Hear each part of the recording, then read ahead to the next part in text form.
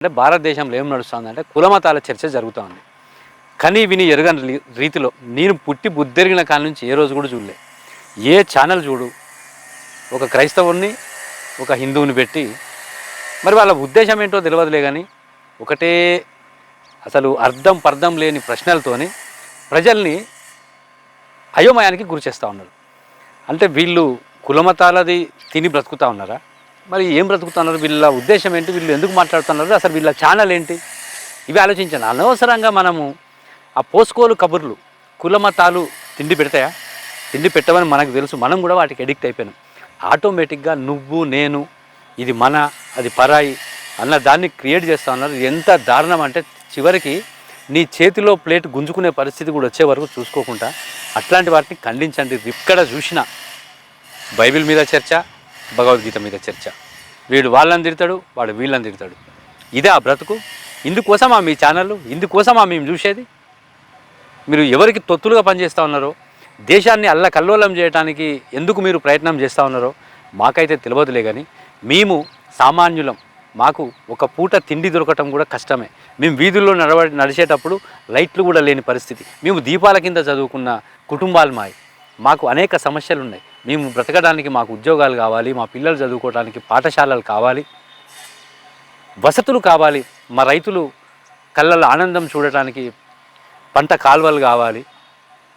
ఇవి మాకు కావాలే, కానీ మీ కులాల కుమ్ములాటల మమ్మల్ని అందరినీ తప్పుదోవ పట్టించుకుంటా మమ్మల్ని ఆగం చేస్తూ ఉన్నారు.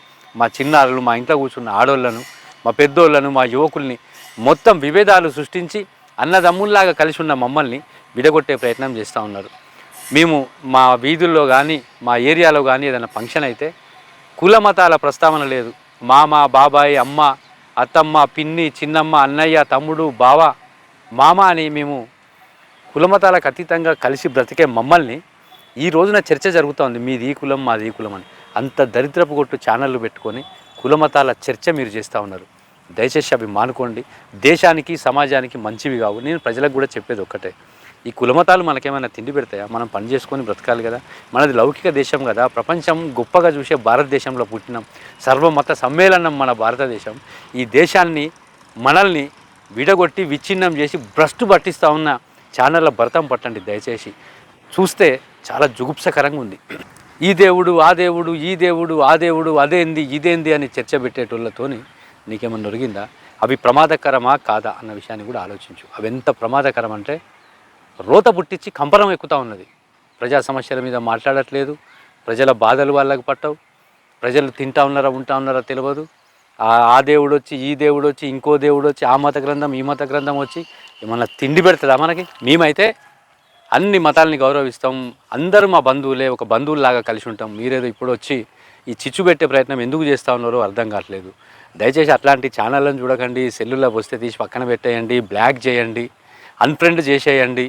అవి మనం కనీసం అవి చేయకపోతే ఇంకా రెచ్చిపోతూ ఉంటారు. కులమతాల ప్రస్తావన కొట్టుకొని సావండి అన్నట్టు మన మీదికి నలుగురిని వదిలిపెట్టి వాళ్ళకు కెమెరాలు ఇచ్చి, సెల్లులు ఇచ్చి, వాళ్ళకి నెట్ బ్యాలెన్స్లు వేసి, వాళ్ళకి కావాల్సిన ఎక్విప్మెంట్ మొత్తం ఇచ్చి మన మధ్య చిచ్చు పెట్టి మన దేశాన్ని నాశనం చేయడానికి బయలుదేరిన ఛానళ్లను బహిష్కరించండి. మనం అన్నదమ్ముల్లాగా కలిసి ఉన్నాం.